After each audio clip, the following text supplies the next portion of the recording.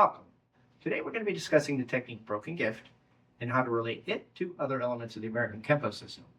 So keep in mind that this is not family groupings and it is not a comprehensive list.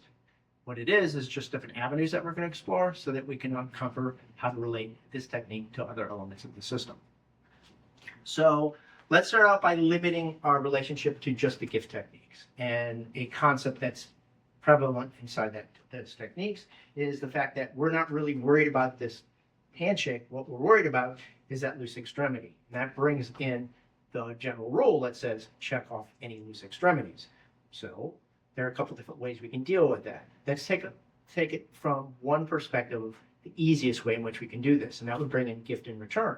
So rather than having to bother actively trying to check off that loose extremity, what we can do is we can zone. We can move, in this case, off to the side and get away from that backup weapon. Okay, so let's take it now on to the technique we're dealing with, which is broken gift. In this case, what we're going to be doing is we're going to be controlling that backup weapon somewhat passively, mainly moving myself, but also moving the opponent. In this case, in an upward angle, so that we can force them to rotate to check off that backup weapon. So there are other ways we can do this, and that would be actively going against that weapon. That would bring in something like Gift of Destiny. We're coming in here, and we're actually pushing that weapon away from us by pushing the left side. So we can do the opposite and reverse. Opposite meaning from left to right, and reverse meaning rather than away towards us. And what we can do is something like Gift of Destruction, where we're actually pulling down and towards us at that angle to check off that backup weapon. Okay, so enough of that. Let's move on and expand this a little bit into opposing forces and borrowed force. So borrowed force is the fact that something is moving and we're going to take advantage of it by using opposing forces. So in this case, let's bring in the classic. This is triggered salute, where they're actually coming towards us. And then what we're going to do is we're going to go towards them. And we're going to take advantage of their forward momentum in order to enhance our strike, in this case, the heel palm. So let's do this from the upper end to the lower end and get into something like a deflecting hammer, where we're doing that block and then we're hitting them and taking advantage of that forward momentum. I know I delayed it a little bit, but in the classic version, it's that way, so that you're taking advantage of that forward momentum and taking advantage of that borrowed force. Now, the slight difference between that and triggered salute was the fact that we're doing the frictional pull, which helps enhance and get them to come more towards us so that we can again increase the power of that elbow. So let's talk through it in a slightly different way. They don't always have to start the momentum. We can sometimes start the momentum. And in this case, something like a broken gift.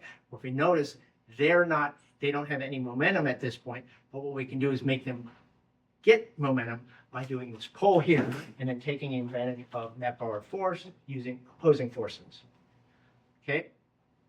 Now, there's another way in which we can do this, something like a thrusting salute, where we get into this piece, and now they've come to the complete stop. Different than what we did in deflecting hammer, where we took advantage of that forward momentum. It's now stopped.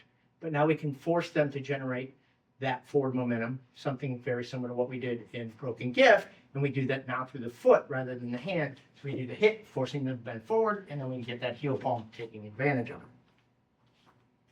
So now that we've talked about that, not motion, that's called dead mass. We can take advantage of the fact that they have dead mass, and that would bring in something like Gift of Destruction again, where if you notice what's happening here, I want to hit this guy with the knee, and I also want to do all that checking off of what we did earlier. So what am I going to do? I'm going to take advantage of the fact that there's a physics rule that says a mass at rest tends to stay at rest unless acted upon by an outside force. So in this case, we're going to be that outside force. So what I want to do is increase my knee. So how do I do that? By taking advantage of their dead mass, by helping us pull us forward towards them, rather than them towards us.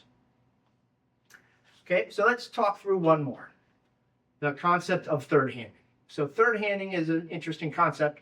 Let's go through the classic way in which it's used. That would bring in something like a crossing talent, where what we're doing is we get them to a specific position, and then we go, we want to hit them with this hand. But we want to keep them in that position, and we don't want to expose the fact that they can hit us with that weapon that isn't checked anymore. So how do we do that? Well, we do a third handing, and that's where the name comes from. I use my body in this case as that third hand to check off that weapon and to keep him in position so I can free up my left hand. But that's not the only way that we can use third handing. So let's talk about both a linear and a circular version of it, and that brings us back to our base technique. So if we look at what's happening here, I can step away and then pull him towards me. But the problem is I'm relying upon only the muscles in my arm. I can use the mass of my body to help with that by third handing it, bringing the hand towards me, and then stepping and using them all together by fusing my body pieces together into one unit.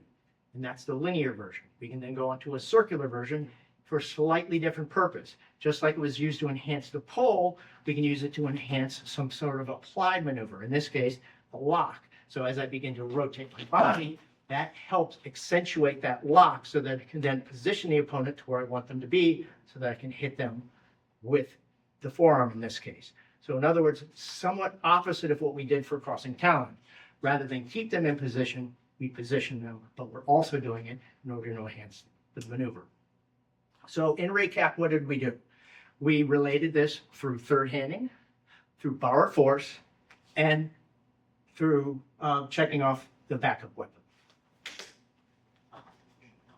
Hope this video helps you understand the American Kenpo system just a little bit better. Thank you very much.